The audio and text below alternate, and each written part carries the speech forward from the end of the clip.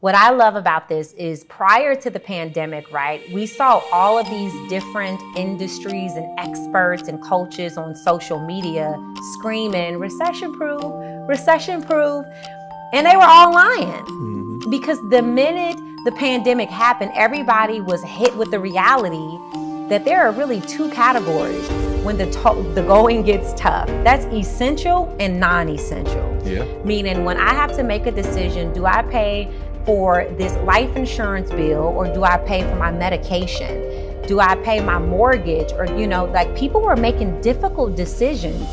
And at that time, people realized, sure, I'd love to buy a home. I would love to invest into real estate, but is that a necessity? Is it a want or a need? It's simply a want, right? I want to become a homeowner. And so a lot of industries were exposed during the pandemic who were so-called recession-proof. And it's unfortunate. By the way that I judge a recession-proof industry,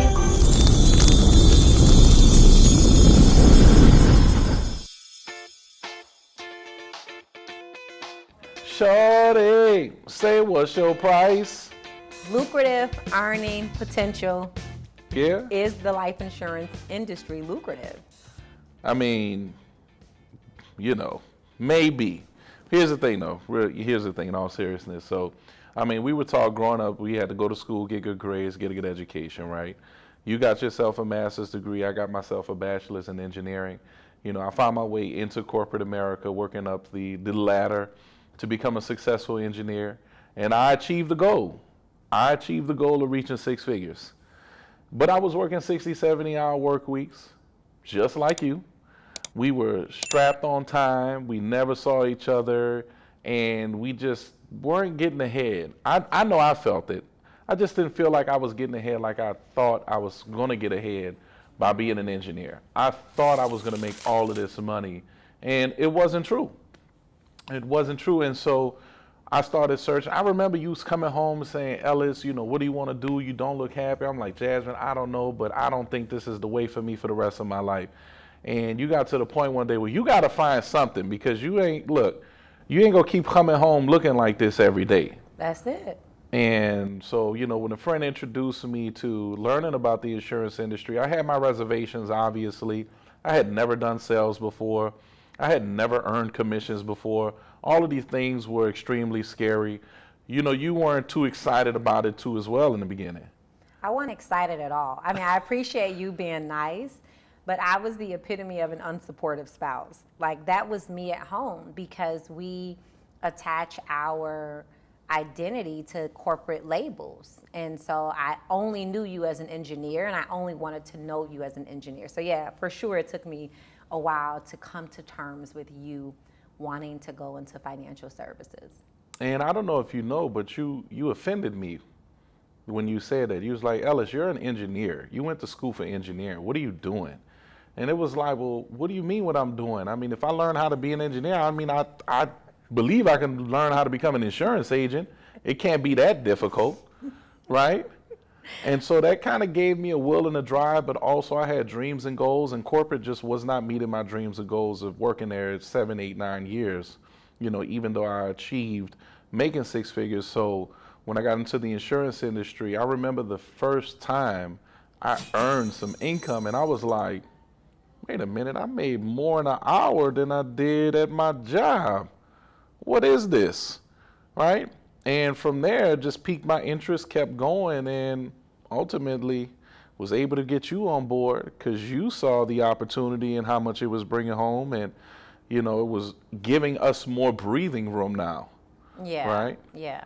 I think it's a great industry to be in, especially as you're working to kind of build up your product knowledge, build up your pipeline of clients, especially to take on in the beginning as part-time income, because everything that you make is supplemental to your biweekly paycheck. Absolutely. What about the insurance industry? Why was it so appealing to you? Well, it wasn't at first. As you know, I had really kind of aligned my identity with corporate titles. At the time, I was working as the Director of Development and Communications for a large nonprofit in Chicago.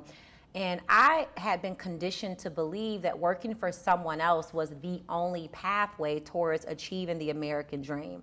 So I remember when you came home talking about wanting to break into the financial industry, I was not on board. I mean, the epitome of an unsupportive spouse, because I'd only known you to be an engineer, and you were making a decent income, you know, a six-figure salary as an engineer. And so it was really a lot of my limiting beliefs and my fears that I projected over onto you. And I didn't want you changing, you know, how I knew you. So I'm so grateful that you didn't listen, because we ended up making in our first year part-time what we were earning full-time, right? So we earned that in 10 months. And it took us much longer to amass six-figure salaries working up the corporate ladder. Well, with zero experience, guys, we made six figures in our first 10 months. Now, I do want to be very clear, though, Ellis, that just like any form of sales, your work ethic determines your earning potential. So I want to be very clear that we're not guaranteeing that everyone will make six figures or become a millionaire. But like any form of sales, if you study your craft and you get really good at being in an industry where it is recession-proof, it is essential, whether there is a pandemic, inflation, or recession, there are people who need what you have to offer. I've never really seen people in those industries and with that unique skill set struggle financially. So can it be lucrative? Sure, if you treat it like a business. But if you treat it like a hobby, it'll pay you like a hobby. So being a man and a man's man, you don't really like people telling you where to be and what to do. That's right. So one of the things I know that being an entrepreneur and a business owner in this industry has afforded us is the ability to have flexible lives. How do you feel about this newfound flexibility in your schedule? Well, how I feel is, you know, the constraints have been taken off. You know, working a 9 to 5, you got to clock in at 9 a.m. You can only take 30-minute lunch break, you know, and you know how we are, man. Our break don't start till our food is there, you know. So I used to, you know, slip slide until my food was there. And, you know, also I wasn't 9 to 5, I was 7 a.m., you know, so I'm up crack of dawn, got to get up early. Can't really do nothing in the evening because you know you got to wake up in the morning. You don't want to be groggy, miss your train, because I had a commute downtown, you know, in the cold, in the rain, in the snow. It didn't matter, especially being in Chicago, right? And so what I said to myself was something got to change because I can't keep doing this. You know, I can't even, if it's 10 below outside, I can't take a day off, right? I can't, you know, go in a little later. Like, what's up with that? And so the flexibility that entrepreneurship, you know, gives a person is a big responsibility too as well, right? Because if you don't work, you don't make money, which is a huge responsibility. But man, to be able to have the freedom when your child is sick and you can go take care of your kid and not have to worry about your boss saying, you can't take the day off, or worrying about whether or not you're going to make any money that day because they want to say you were AWOL today, right? I don't care if you call, I told you to come in. And just having that thumb on your forehead of someone telling you what you can and cannot do, just like, nah, I can't do that for the rest of my life. We ain't going to do that. Yeah, I remember a colleague of mine asking you a question about how did you feel with me having to go to work answering to another man? I said, oh, no, we ain't going to do that. Nah, ain't no woman, ain't no man going to tell my wife what she can and cannot do. I can't even tell you what you can and cannot do. So how are we going to let somebody else that's not even in our union tell you what you can and cannot do? We're not doing that. And that gave me a drive to say, I want to give my wife independence to do what she wants to do. Oh, I should kiss you. Save it for later. Save it for the B-roll. Oh, that's so sweet. Speaking to the couple right now that's not seeing each other, right, from sun up to sundown. They leave work, leave the house 7, 8 a.m. in the morning and don't see each other again till 7, 8 a.m. at night, and what that does to relationships. You know, I remember even you and I, there were times where we would literally only spend time together on the weekends, living in the same state, because we would wake up very early, get the kids ready, get them off to school, and that's 7, 8 a.m. I'm not coming back from work until 7 or 8 p.m. at night. And sometimes that can take a toll on relationships. It can take a toll on family dynamics. It can also take a toll on gender roles because, you know, and this may not be popular, but I remember you would be in the house cooking, and you would be in the house cleaning, Washing and clothes. you would be in the house washing clothes. You have a good memory. Oh, yeah, I do, absolutely. You know, or even doing homework with the kids. Yeah. And at the time, it didn't really dawn on me how incredibly unfair that was. And by the way, I'm not saying that men shouldn't help out and men shouldn't do those things. What I'm saying is that shouldn't have all been on you. And I just remember, like, you were exhausted. So when I finally came out to you and I was like, I need another job. Like, I'm miserable. I'm not spending time with you guys. We're newlyweds. And that's when you were introduced to financial services. I mean, it was tough, you know, because even though I felt like that sometimes, it's just a look on your face when you came home. You was just exhausted. You would literally walk in the door, say hello, walk upstairs, and go to bed. Crash. And that was life for a few years. Yeah. Working my way up that corporate ladder. Then I got the golden handcuffs and like was looking for the key to unlock the handcuffs. Right. Yeah. So you and I are well aware that chaos, very chaotic times that we're living in right now, creates opportunity. And what am I talking about? We are right now literally coming out of a global pandemic. We're dealing with the negative impacts of recession. Every single one of us at the gas pump to the grocery store is dealing with inflation. Mm-hmm. Everything around us is costing more money. So, you know, what do you say to people still looking for recession-proof opportunities, industries that are not up and down with the market?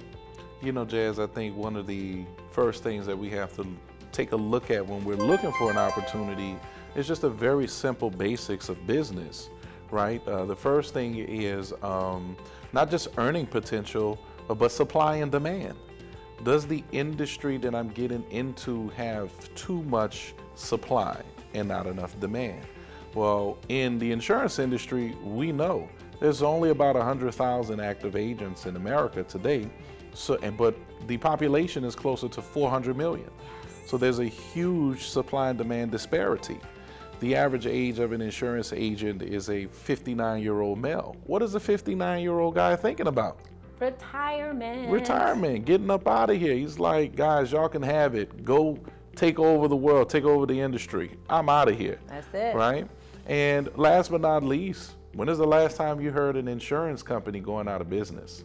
Never. We don't hear about, especially life insurance companies.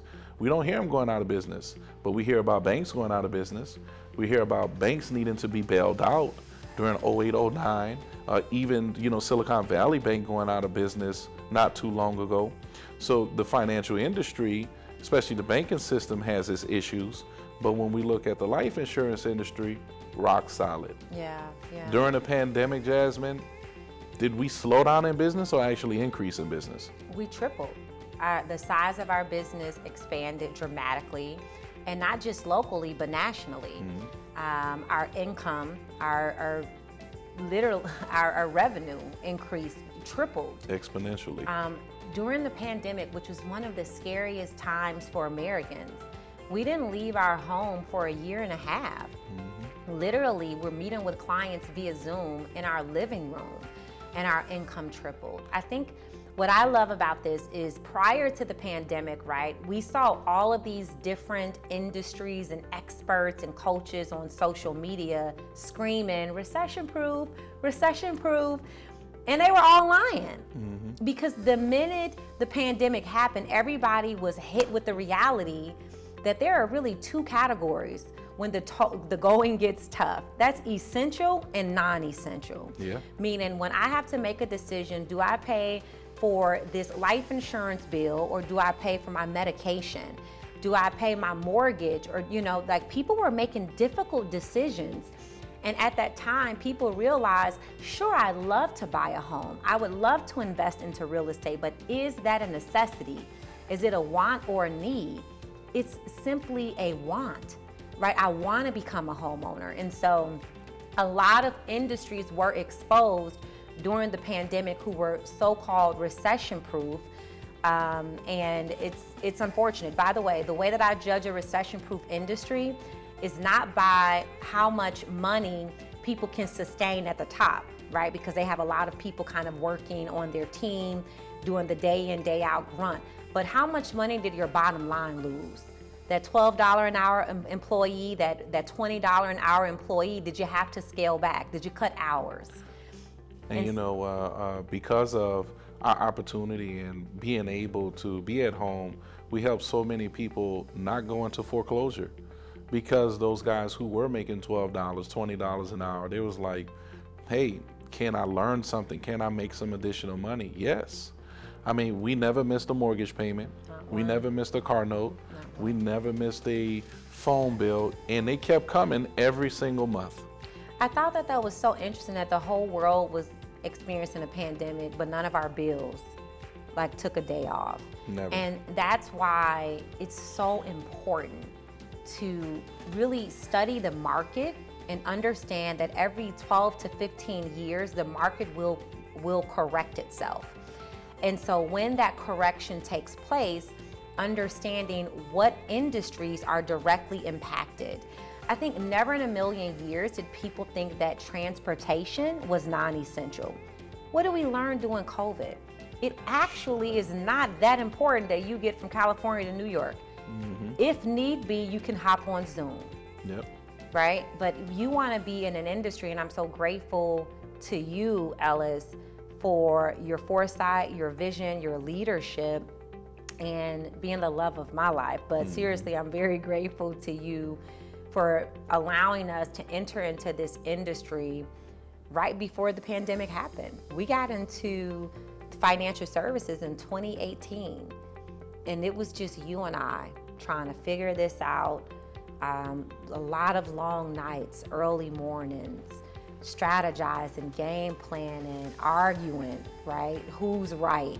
Mm-hmm. And to grow the Wealth Academy to over 800 agents today across the U.S., it's a blessing from God. I'm very grateful, but I'm also grateful to you for your obedience.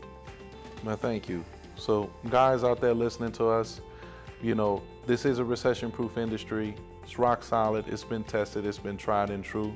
We went through the 08-09 crash just in our lifetime. We just went through a pandemic that nobody knew what was going to happen coming out of the pandemic. And even right now, being in a recession by definition, but no one's talking about it, the insurance industry is still holding up, tried and true.